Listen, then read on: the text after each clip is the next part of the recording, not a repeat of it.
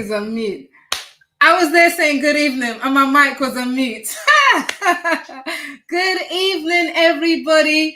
Welcome to Visible Women on LinkedIn, Season 3. Season 3 of Visible Women on LinkedIn is happening right here, this very night, right now. And I am so excited to be bringing this awesome episode of interviews and conversations of amazing women to you right now. Okay, guys, it's been about 2 months since the last season that we had, so I know that we had some fantastic guests for season 2, but season 3, oh my gosh, you are absolutely gonna love everybody that I've got lined up for you in this season. So I am so excited that you're here. I'm excited that you're tuning in, and I'm so looking forward to getting stuck in today. So if you are watching, wherever you're watching from, because we're broadcasting live on LinkedIn, which is my main platform, but we're also streaming to Facebook and to YouTube. For those cheeky people who don't want to get to LinkedIn just yet, I'm coming for you. But for now, you can see us on Facebook and YouTube, but we are broadcasting live on LinkedIn, and that's where the comments are coming through on. So if you're here and you're watching and you're live with us, I want you to say hello in the comments and let me know where you are, where part of the world you are, because we've got people all over the world who watch this show. So I want you to say hello in the comments and let me know who you are and where you're calling from. Not calling. I think I'm on a radio show. Where are you calling from, caller? But hi, hey, we've got Downwards Consultant in Ghana. It just comes up as LinkedIn user. I can't see your name, but Downwards Consultant. Hi, all the way in Ghana. I told you we're international people. We got Ghana in the house. Hi, Gemma on Facebook. Good to see you, Gemma. Gemma's in the house. We've got a LinkedIn user who says, hello, I don't know who you are, but hello right back at you because I can't see your name. Sandra is in the house. Sandra is Visible Women Veteran. She has been, I think she's attended every single episode of Visible Women from season 1. So Sandra, I salute you. Welcome. We've got Malachi in the house. Yeah, we've got Janet in the house. We've got Alison Bristow in the house. Awesome. I am so happy that you guys are joining in today because we have got a great show planned for you today. Now, if this is your first time hearing about Visible Women, if this is your first time tuning into Visible Women on LinkedIn, so this show is the brainchild of Mildred Talabi. So I am a LinkedIn visibility coach for women in business, particularly female coaches. I help you build visible and profitable brands right here on LinkedIn. Now, this idea of Visible Women came about last year, and because I know so many amazing women in the business community, some who are my ex-clients or current clients or former clients, and just some who are just here I'm connected to on LinkedIn. Women who are doing amazing things in their business, and they're using LinkedIn as a platform to build their brand and to be visible. And I thought, you know what? I would love to talk to some of these ladies. I'd love to find out the stories of their journey, how they got to doing what they're doing. And hopefully we can draw some inspiration from it, some motivation from it, some lessons from it. And this is exactly what has happened for season 1, season 2, and what is about to happen for season 3. So you are going to meet some really dynamic women who are doing amazing things in their business and their personal life, and we are going to learn from them how to be visible and how to really use LinkedIn as a platform, but really to put yourself out there for the purpose of building your brand and your business, because that is essential. It is essential, people. No hiding for you. We are about being visible. So if you're watching and this is your first time watching or second time, or even if you're watching on replay, I want you to react to show that you're watching. So just do a like, a love, or whatever you want to do, whether it's on Facebook or LinkedIn, just so I know who's watching, because that's the only way I know who's tuning in, right? It doesn't give me a proper count and who's tuning in. So if you're watching this, react to show that you're watching. And if you want to stay up to date with future episodes of Visible Women, I want you to go to mildredtalabi.com/visible women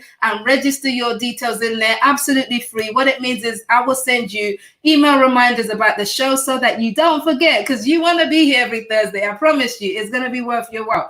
So I'll send you email reminders, and you also get to be a part of my newsletter community. Every week We put out a newsletter Monday morning about resources and tips to really help you be visible on LinkedIn and to build your brand, be visible and be profitable with that brand right here on LinkedIn. So go to mildredtalabi.com/visible woman and register.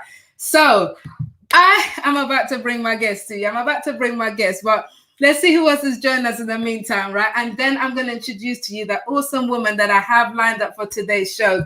Ian is all the way from Jamaica. Yes. I love it, Ian. Welcome. Good to have you join us. You know, Alison says she'll be on LinkedIn soon. Yes, I'm coming for you. I'm waiting for you, Alison. Daniel from Ghana. Hi, Daniel. Right. So good to have you all. So my guest today, are you ready to meet her? Are you ready to meet my guest today? Because I'm ready to bring her on, right? So her name is Johana Riquier. Ricky, I love the name. She can pronounce it so much nicer than I am because she has a French Caribbean background with a wonderful accent. You know, so Johana, from the time Johana contacted me, beginning of the year, sometime, you know, to help her with LinkedIn visibility and took me on as a coach, is that I knew that I had to get Johana on my show because she is just so dynamic and the work that she does is fantastic. So what Johana does, she has a day job. She does strategic business partnerships at a big organization called Unity Technologies.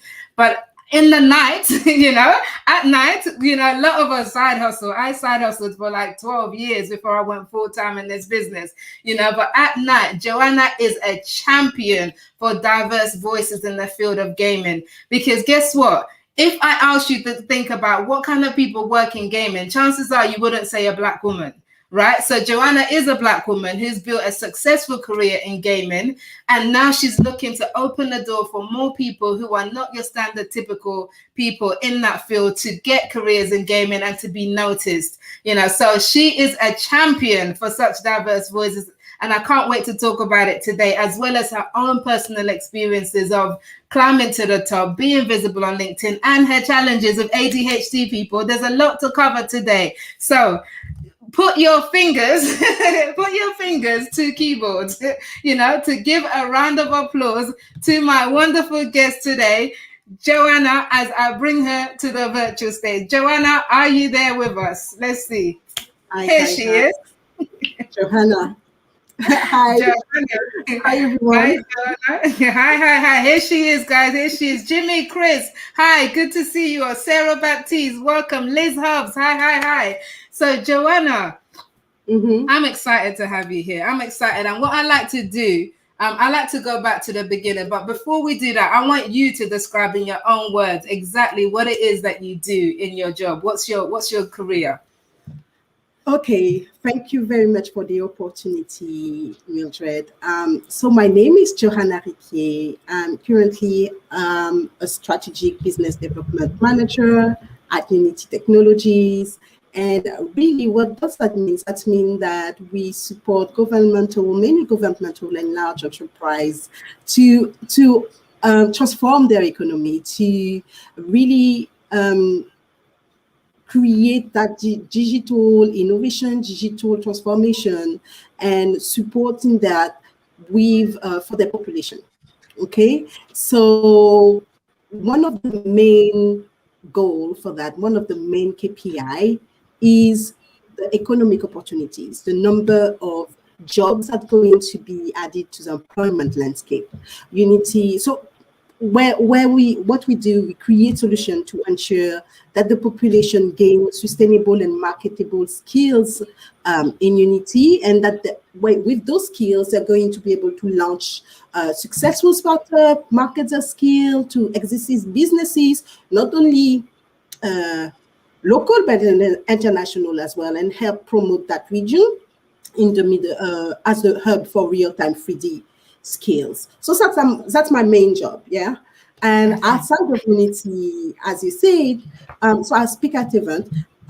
So I usually, and viewers, Mildred doesn't send any questions, so everything is really on the spot.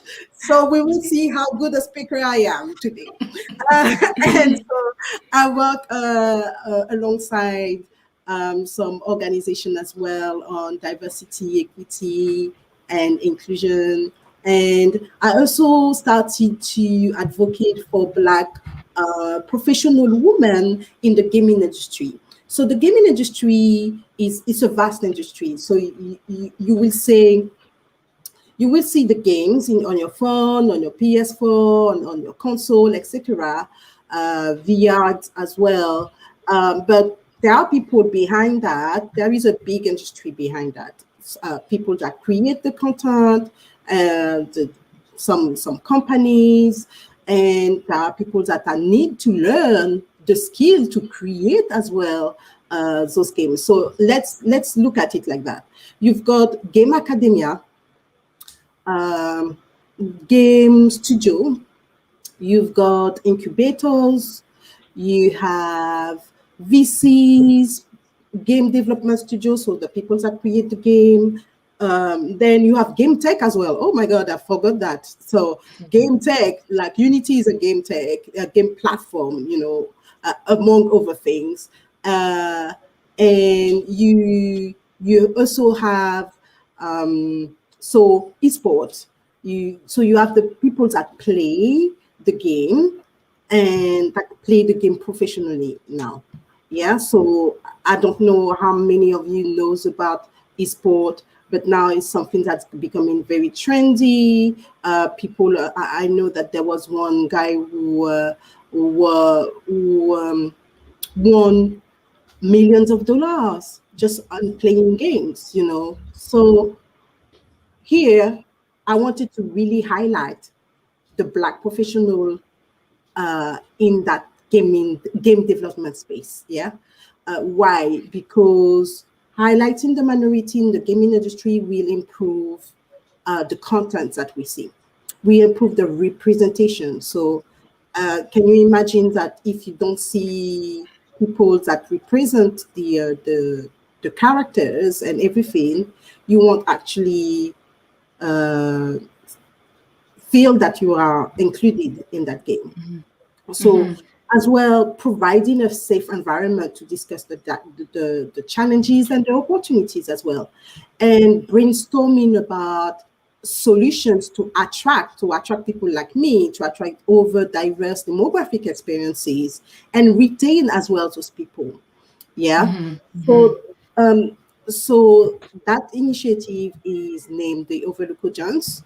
I was I won an award for that by Women in Games, and I was also nominated, not nominated. I don't know how to say that. Shortlisted. Was it shortlisted? Yeah, shortlisted Yeah. among the 100 game changers globally. Yes. Okay. So, Awesome. so I advocate as well for the African gaming industry, and recently I started advocating for the Caribbean gaming industry.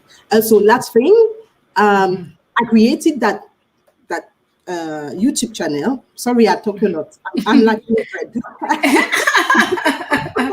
We're going to cover all of this in detail. So give us the overview, and then I want to dig in some more and some of the work that you do.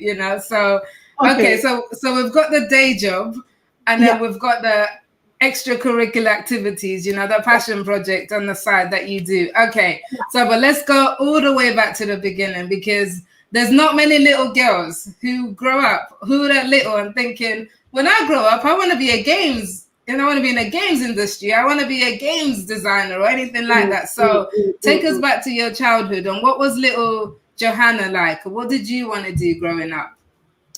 Funny enough, when I wanted to be in the aviation, which I did actually. So I wanted to be a air hostess or work in the aviation. Yeah. And I wanted to be a businesswoman. Like when I was growing up, I told myself, "Oh yeah, I will be a businesswoman." In what I didn't know, but I was really thinking about being a businesswoman.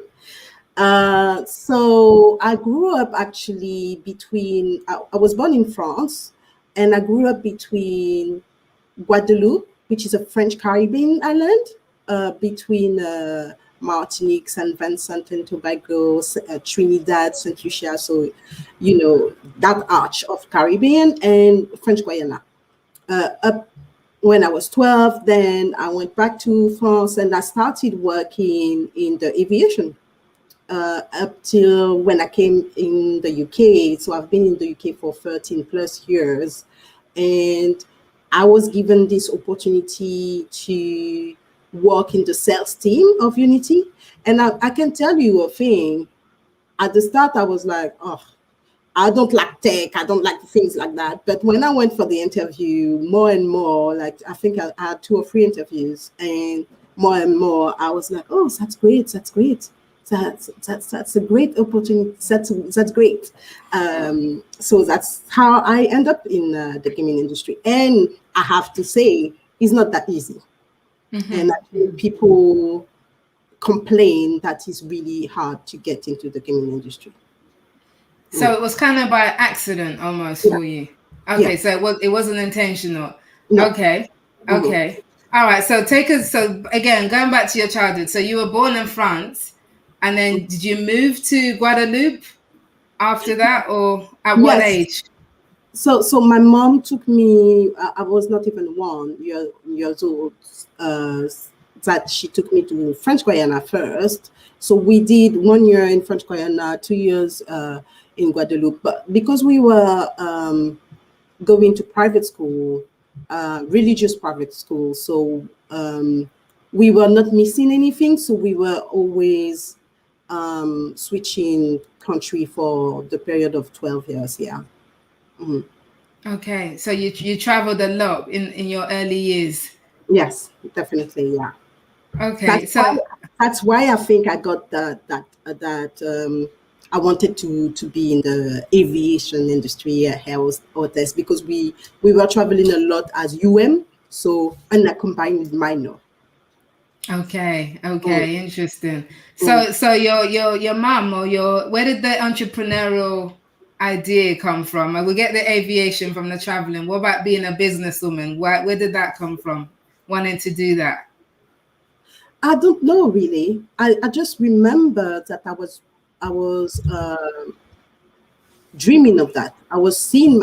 I was actually visualizing myself in a small app, not a small, in an app, a flat in New York, and I still have that vision. And overseeing, in those very very tall building, and with a cat, and like coming back from work and like walking over all those the over buildings. So this is, and how did it come? I don't know. Yeah, yeah. Okay. That's And a did you yeah, yeah, because it's funny how as kids the things that enter our mind sometimes it's environment, sometimes it's just films, TVs, imagination, you know? So, Mhm, okay, so it's just, so that idea was just kind of there. And what about your mhm. household growing up? Was it a typical, I don't know what a typical French Caribbean household is like, so what was it like? What kind of things did you do at home? What kind of culture were you encouraged to study, work? What was the environment? So we were, I've got two brothers and sisters that I grew up with, and when I was my early childhood, we were living in a farm, so we did not have TV, we did not have all of that. We were really like vegan, alkaline, I would even say. And we were very religious because my parents were from Seventh Day Adventist. So yeah, so that early childhood was very secluded. Yeah. And after, when my teenager, we went back to France, and my mom was very, very, very strict. Caribbean, they are very strict. So she was a single mom with 3 children, full time job. So she had to be strict. So I was kind of a good, yeah, not kind of. I was a good student. I like to read. I like to learn, and and we were all going to music school.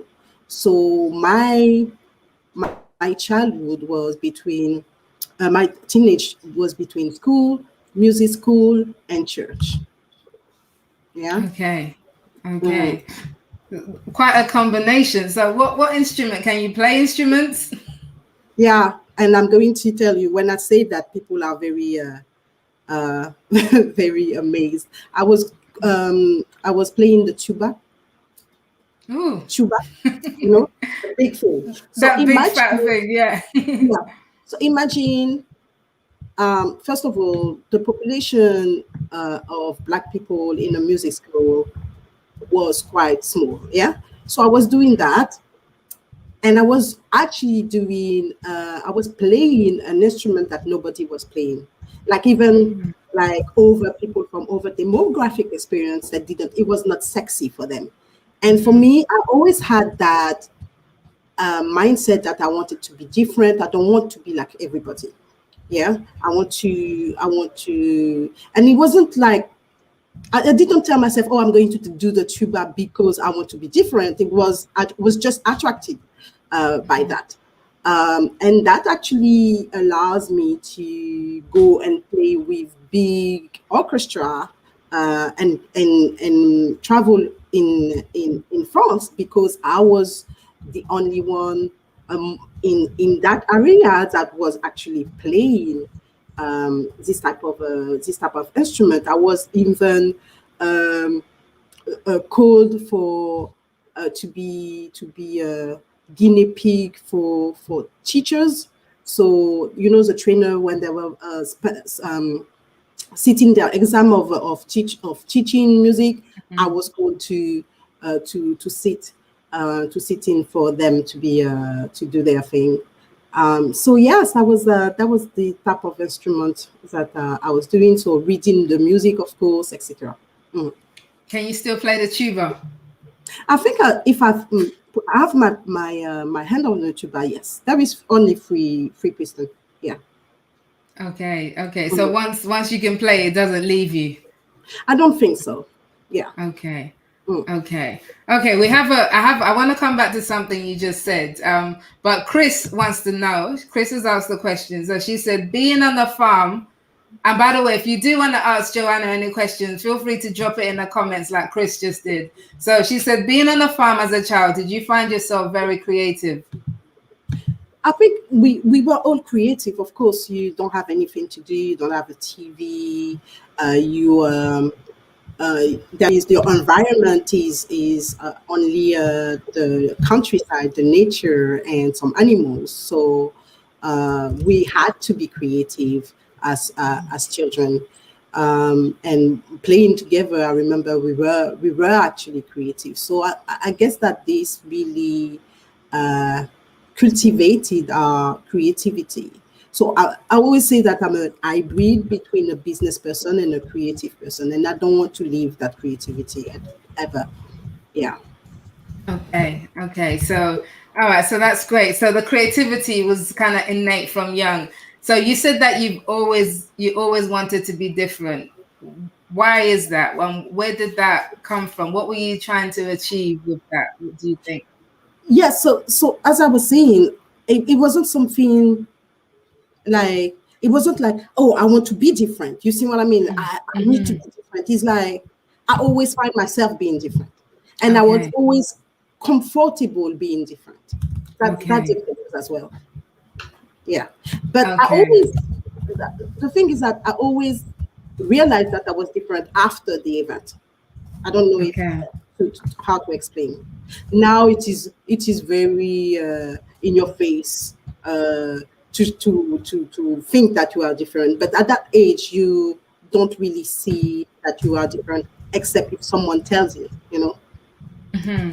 And I Okay, was so so okay, okay. So I guess kind of that serves you a bit then in your industry. So being in this gaming industry, and there's a little bit else about your childhood I want to come back to. But so that whole being different and being a black woman in the gaming industry is kind of so is it kind of like, well, I'm used to being different anyway, so not a big deal kind of effect. Is that what it was like for you? yeah.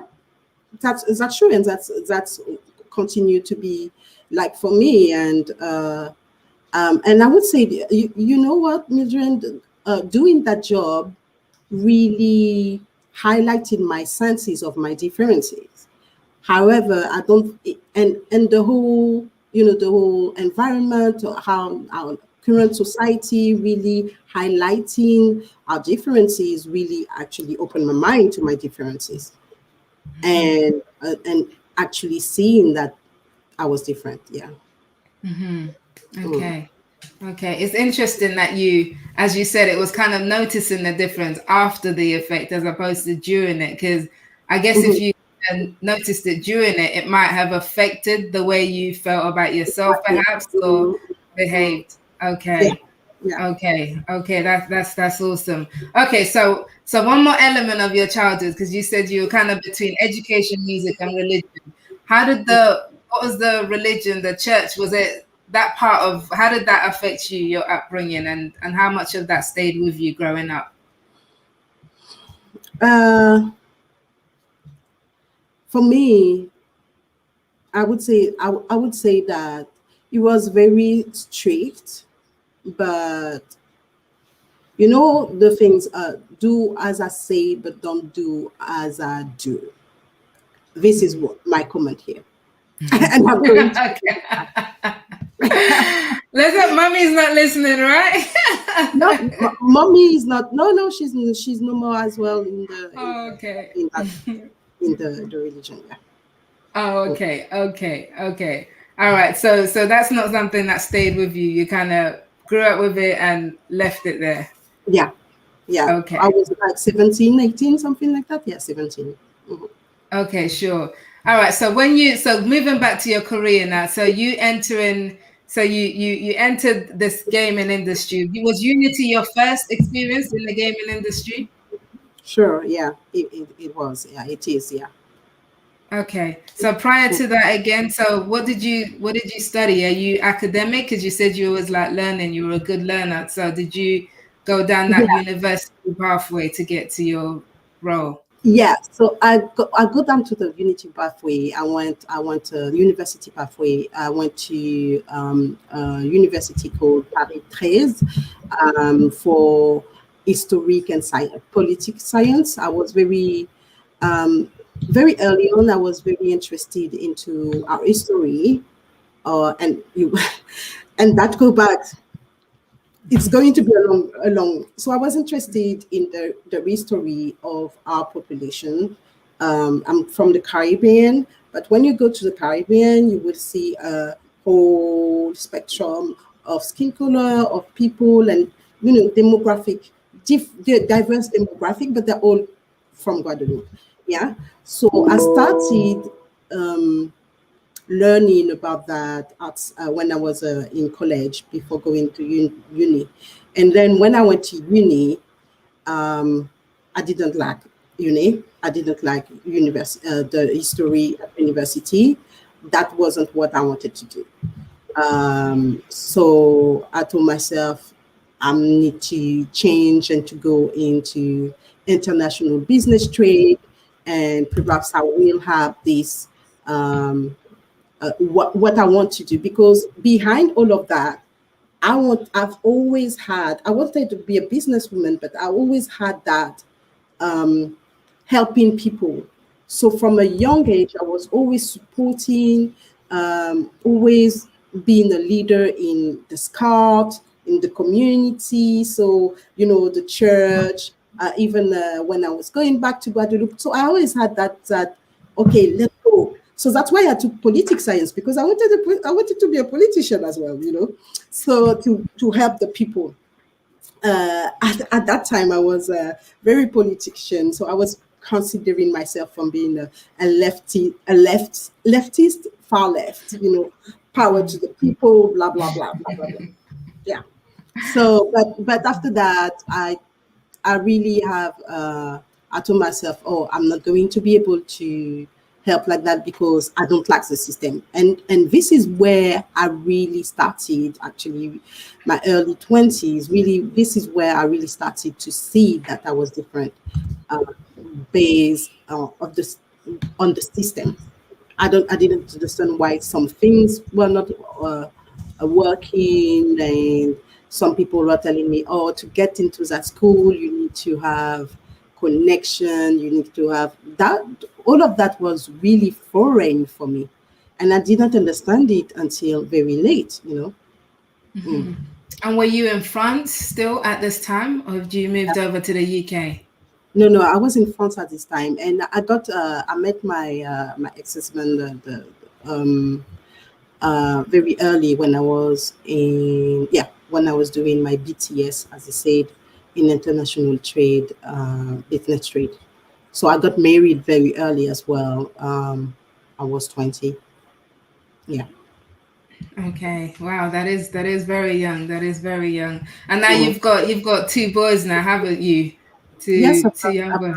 I've got I, actually eldest who is going to be 21 this year, and I've got a young daughter Joy and a young son Charlie. okay. Do your kids think you're the coolest mom ever because of what you do, your job? They always thought that I was the coolest moms. When I've got some pictures of my youngest son who was at that time actually VR wasn't that present in school, etc. So he was coming at work and play the VR and play the games. Okay. Awesome. I love it. Okay, so you had this, so at one point you were looking at going down the political route and you're quite political. Mm. So would you say you're still political? Because I was gonna say what took you, why you not anymore, or would you say that you still are, but it's just you're expressing it in a different way now? I'm expressing it in a different way. My activism and really having an impact, and what I do, and really championing voices. And I'm not only championing voices in the gaming industry, but I'm championing voices outside of the gaming industry. I support as well small businesses outside of the gaming industry. Any opportunities that I have to support, I will do it, Okay. regardless, with times, with money, with networking opportunities. I will do it. Yeah. Because you just describe yourself as a social entrepreneur on Mm. your Instagram page in a few places. So is that like your, do you feel like this is your big mission in life, what you're I feel, doing right yeah, now? definitely. I feel that is my big mission. Okay. Mm. Okay.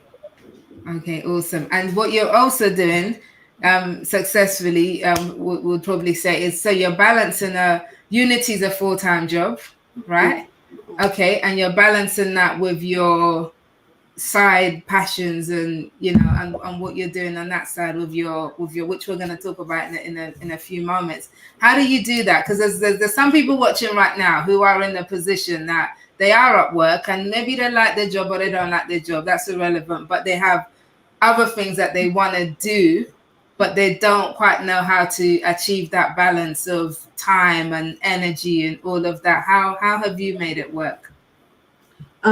So I work, it's a Sunday. I work half, 6 hours on the Sunday. Um, the start of doing that was very focused. Now I've balanced a little bit, yeah. Um, but setting up things is always you have to work and really focus on it, and then once you get to the swing of things, to the swing of things, you can balance it, like having an hour in the morning and having an hour in the evening. After our call, I'm going to interview a young man from the USA. uh it's an hour. And as well, I'm going to tell you something. You need to have people that support you. I can't do it alone. Yeah. I'm going to lie to say that I'm doing it alone. I'm not doing it alone. I've got my son who supports me. I hire an assistant, Rupa. So I'm not doing it alone. So you need to really find your passion and really understand if it's your purpose, in order to and if it is your purpose, you will know. You will definitely know. And from that point, you will be able to juggle everything. It's not going to feel like a job. Mm. Okay. No, I totally. So what is that quote? Is it Steve Jobs? Find the work you love and you won't work another day in your life, whatever that quote is. But yeah, that whole idea I of think yeah. that's yeah, I think that's totally correct. Yeah. Okay. Okay, Mm. awesome. I wanna make a shift in a minute, but Chris has come up with another good question as well. So she says, do your sons have any influences or opinions on your gaming in the means of design? I don't do gaming. I'm a business development person. When I actually started in the gaming industry, I didn't consider myself as being a gamer. And then attending conferences, uh, I realized some people that was 5 years ago, in a conference, in a talk, someone say, if you play mobile games, you are a gamer. And if you realize that mom gamers are the biggest target audience and the biggest spender on games, like all those match free games, all those Scrabble or things for the brain or anything like that. Our demographic is the highest spender in games in mobile games. Scrabble counts. I love Scrabble.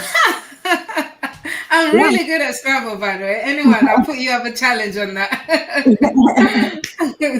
I was But spending too much okay. time on it, so I removed it. Oh, is it? I like the board game Scrabble. I don't like the phone Scrabble. I like to feel the tiles and and beat people in the flesh. But yeah, okay. So Joanna, there's I think towards the end of our coaching time together, when we were working together on your LinkedIn visibility coaching, you actually shared with me that about your struggles of ADHD. Which was obviously was surprising to me as well, because there's a lot of people who don't know what this is about, what ADHD is about, and who don't have the full information of how you can manage it on a day-to-day basis and how it affects people. So can you share a little bit more about that for us in terms of Yeah, how what it is, how it affects you, and all of that? yeah. So I was diagnosed in September, October 2019, and I went actually privately to have this test because at that time I was going out with a man who actually had the condition, and I was talking to him, doing a lot of things together, like, and he saw that I was not very attentive, or I was hyperactive actually.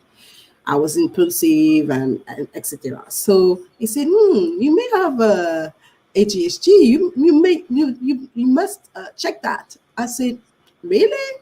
So I did some research, and we say never to check on internet, but because I showed the symptoms, I told myself, okay, I'm going to go privately and get myself checked. And then so I was actually diagnosed with ADHD, ADD, and that's it. So that consultant didn't promote medication. So he said, okay, you have to continue working out. You have to. There was some alternative um, solutions to the condition. So from 2019 to most of the 20, most of 2020, I didn't really show any I didn't pay attention. I didn't pay any attention of the symptoms because I was very focused doing my stuff, etc. However, for a lot of us, 2020 was a hardware on the mental health. And coming back, so I went back to my parent place for holidays in December. And coming back, working, I started to see that my attention was way off. I was doing a lot of things at once sometimes, and then all of a sudden I didn't have any attention. I really could not do anything. My depression was I was depressed. It was I was all over the place.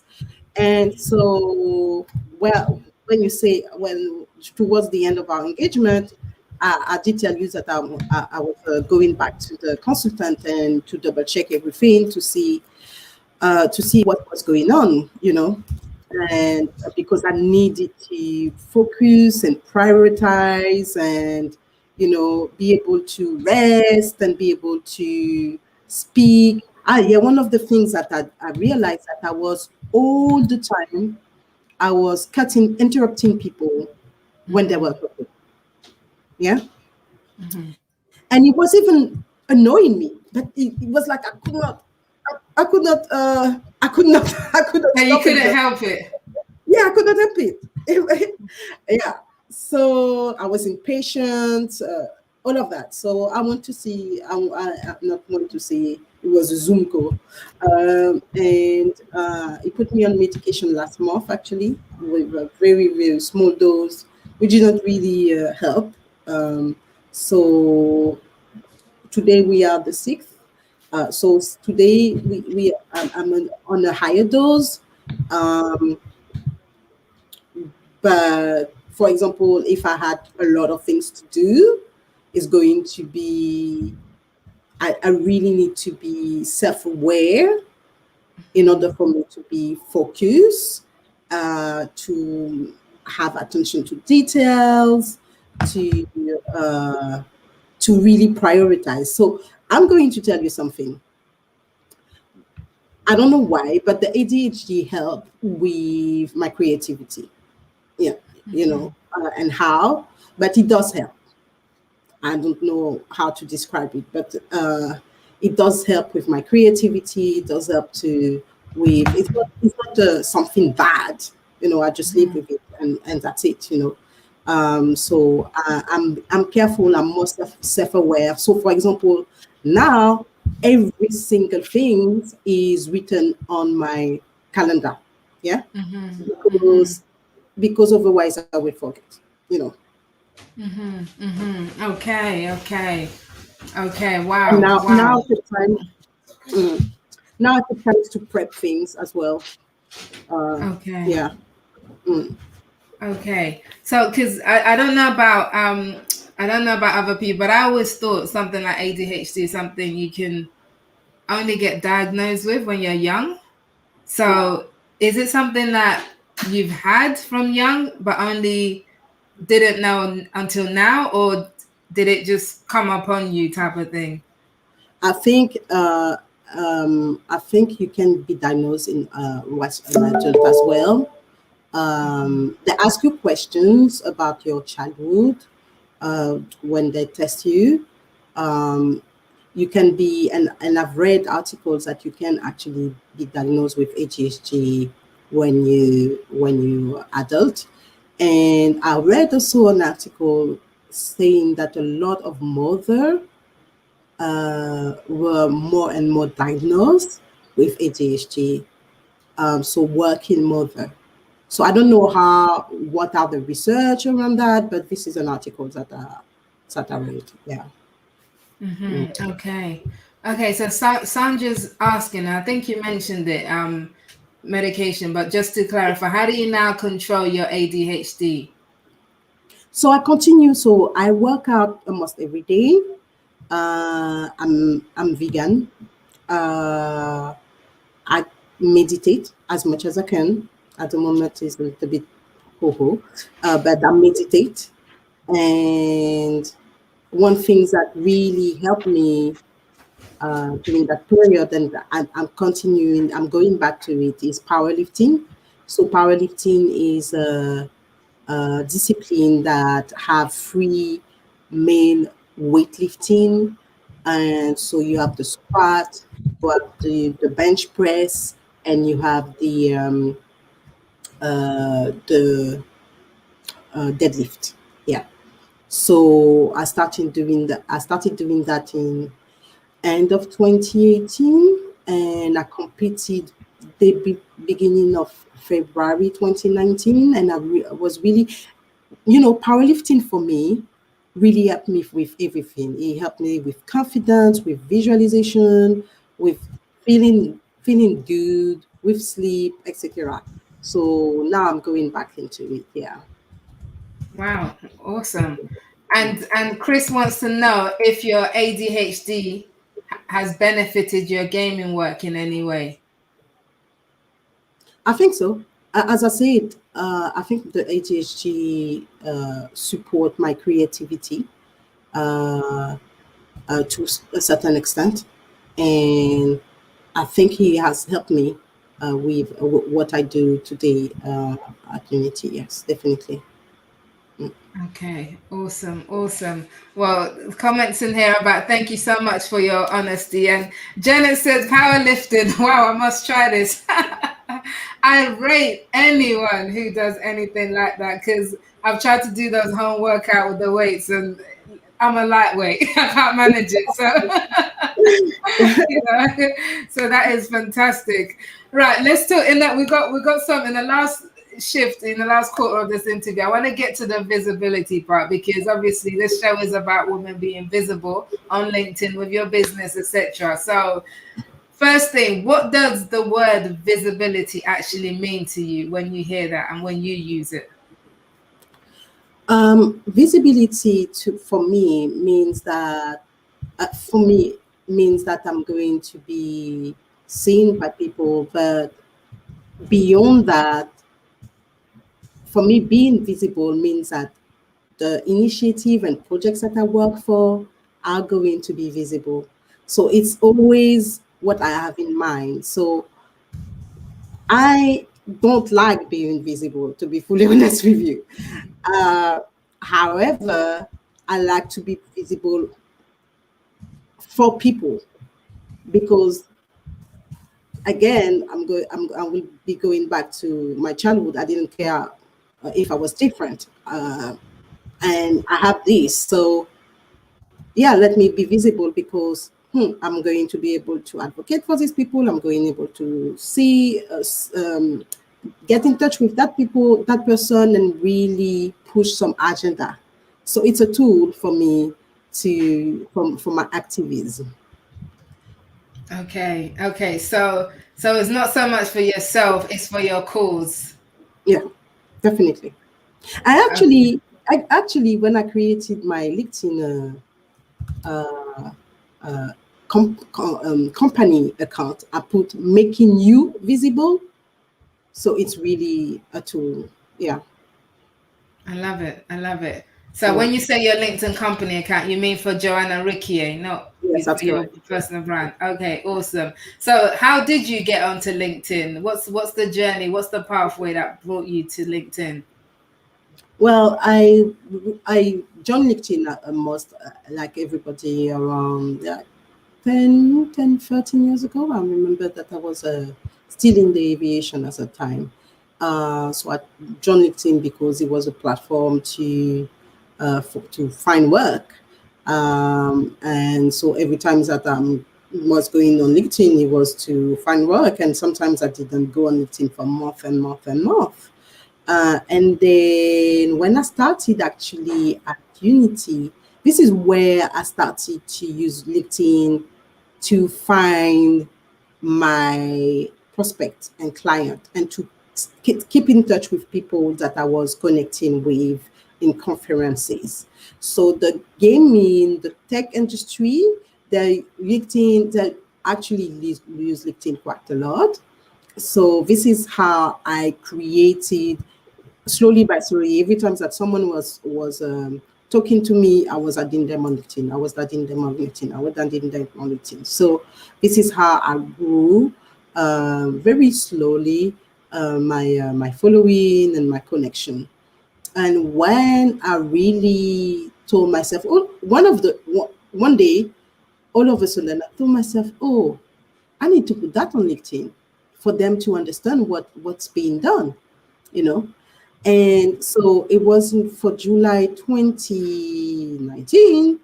I was going to Gamescom and I wanted to people to come meet me because I'm a salesperson, I'm a business development, so and I always thought that if people knows that I'm here, I don't have to go to them, and it's less work. So I was working intelligently. So I said, okay, so I need to say that I'm going to be in Gamescom in Cologne. Gamescom is a conference, the biggest conference in the Europe, uh, and then just after that, Um, I was welcoming BAME in Games, which is an association for Black and minority ethnic in the gaming industry. And so I was organizing that on behalf of community in the London office. So I said, okay, I need to put that on LinkedIn like that people will know. And then I was invited as a speaker at the MTN gaming conference, at the first MTN gaming conference in Ghana. And I said, okay, I need to put that on LinkedIn.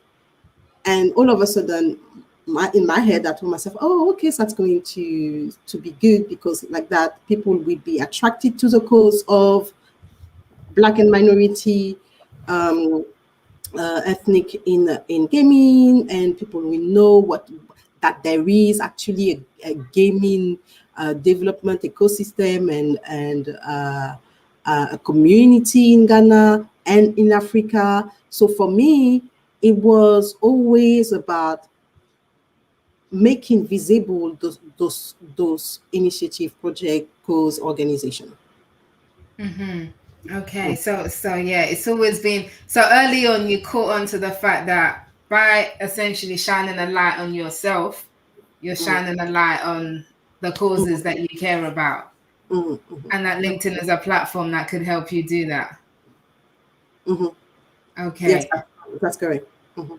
So what do you think keeps, because the advantages are obvious, obviously I'm biased, LinkedIn visibility goes, so I am biased, but what do you think is the reason that keeps so many people, women in particular, from, being visible on a platform like LinkedIn, really showing up here? It's something that actually still happened to me. The fear of what people would say. Yeah. The fear of being judged. So sometimes I'm not as consistent that I should be because I'm scared that people would say this or I'm scared that people would say that. So the fear of yeah, what people will say, wow, why are you doing this? The people like coming, you putting yourself out on a platform and letting yourself being vulnerable. When I started the Overlook Agents last year, I was attacked by people telling me not to talk about that specific project, that specific Black professional in the gaming. I was openly attacked by people, on my comments and stuff like that. And I was like, I was breathing. I went out to do a run. I started calling one of my friends. Let's say, I don't want to reply. I don't know what to reply. So I took like, I know, well, 1 or 2 hours to reply. But for me, it was, there are people, there are trolls, and there are people that needs to be replied to in order to set the tone, um, and for them to understand actually that this will not be accepted. And I don't know how that person felt um, uh, comfortable in commenting on my post because it was not even one of my first connection or something like that. You know, Yeah, yeah. yeah, yeah. But it's interesting. It's good that you haven't let that put you off from Mhm, using LinkedIn and from being visible on the platform. mhm. What do you attribute that to? Is it like an inner strength or resilience or something that you have, or is it the fact that you need to create this platform for the people that you're advocating for? Well, listen, Mildred, I think it's an enough strength to advocate. Oftentimes when I have obstacle, I told myself the the fight is bigger, the purpose is bigger than you. Stop whining, stop like, oh, what people is like every single time that I want to send content, that I want to talk about something. I always tell myself the cause is bigger than you. Okay, And okay. I tell that to some of my coworkers as well, and some people that I work with. The cause is bigger than you, so you really have to let your fear, not let your fear um, disable you. Absolutely. I love that. I love that. And I think that's like, I think that's so important. As Chris says here, as women, we do tend to get caught up in the opinion of others, so we do, and we do let that hold us back sometimes. And yes, so the purpose is bigger than you. Kathleen is agreeing. So I think when you do have that bigger purpose, you can't help but you have to come back tomorrow and the day after and the day after that. You just have to keep at it because the purpose, the cause is bigger than you. So I think that is an awesome place to end this. Joanne, Yeah. I think that is an awesome place, and you've shared so much with us, and thank you for being so honest with your experiences and and everything that you've shared with us tonight, which has been really amazing. So, like, what's the final thought that you'd love to give to our audience, in terms of, there's somebody listening right now who's thinking, I am still feeling a bit of that fear about being visible on LinkedIn, but what would you say to them? How, one tip on how to overcome it that they can use straight away? So as I just said, really focusing on the reason and why, your why. Yeah, your why. So if you think that is the fear handicap you and disable you, that means your why is not strong. So find your why first, and then you will actually be able to fight those ideas and thought that come into your mind. Yeah, definitely.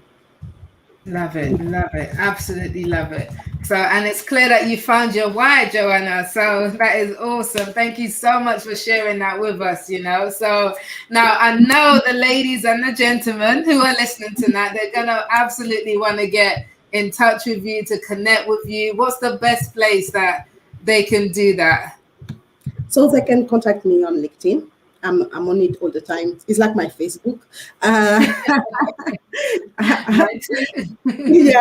So on LinkedIn, I do have, and I would love people to see actually, to watch the videos that I started, all those conversations that I started with diverse demographic in the gaming industry, but as well now that I'm being contacted by outside the gaming industry, by people outside the gaming industry, to really show and highlight those initiatives. So the name of the channel is the Johana Riquier Show. So Okay. you can go on it and subscribe and actually watch. Subscribe is great, but if you can watch it and share it, to really increase those the visibility of those people, definitely. Okay, awesome. And is that on YouTube that we can find that, the Joanna Riquier Show? Yes, that's correct, on YouTube, definitely. Okay. Okay. And I know you post links to that on your LinkedIn page as well. So that's Yeah, definitely another way that we can keep track of that. So that is definitely. awesome. Brilliant, brilliant, brilliant. Guys, ladies, everybody, that is absolutely brilliant. Yes, please do go and check out Joanna's show. She does it in English and French. So for those who are multilingual here, you enjoy that as well. So go and check out her show and connect with Joanna on LinkedIn, because she has been awesome. Joanna, you've been awesome tonight. Thank you so much for giving up your time and sharing that with us tonight. You have been so great. So thank you, thank you, thank you for Thank that. you for having me. Awesome, awesome. I'm gonna let you go, and then yes, everybody. So we'll see Johana. You will see her on LinkedIn. And if you're going to reach out to her on LinkedIn, just drop her note and say it's Visible Woman. Johana, thank you. Have a good night. And we will see you over on LinkedIn. Okay.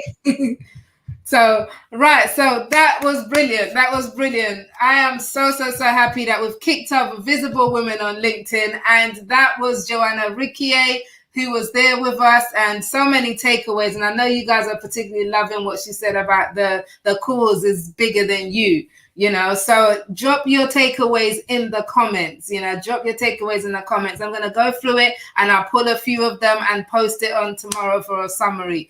But listen, we are out of time for tonight's show. That hour flies by, and I hope you enjoyed it just as much as I did, because I want you to come back here next Thursday, 13th of May. Next Thursday, we have got the second episode of Visible Women on LinkedIn, and my guest is even as exciting as Johana. You're gonna love this lady that we're covering next week. So come back here next Thursday, 6 p.m. BST. Put it in your calendar. Do not miss it. Tell a friend to tell a friend, anybody you know that needs to be here to hear some inspiration from women who are really being visible and building their brands and their businesses here on LinkedIn. So come back here next Thursday, and you can follow my hashtag Start Being Visible on LinkedIn, just as an easy way to keep track of everything that we're doing around being visible on LinkedIn, some tips and resources for you to start being visible on this awesome platform that is LinkedIn. And then lastly, if you haven't already registered at mildredtalabi.com/visible women, you can do that tonight, just so you can get the email updates and reminders about the shows, the episodes, the takeaways, the summaries that we have from these shows, as well as a weekly dose of LinkedIn news resources that will help you build a visible and profitable business and brand right here on LinkedIn. So with that said, I am about to sign off for the night. Thank you so much for being here, ladies. I see some new names I didn't see in the beginning. Franzi, Gula made it. Jeanette, Chris, everybody that tuned in tonight, thank you so much for tuning in. And I'm looking forward to seeing you right back here for episode 2 of Visible Women on LinkedIn next Thursday. Take care and have a good night if you're in the UK. If you're anywhere else, have a good afternoon, morning, anything.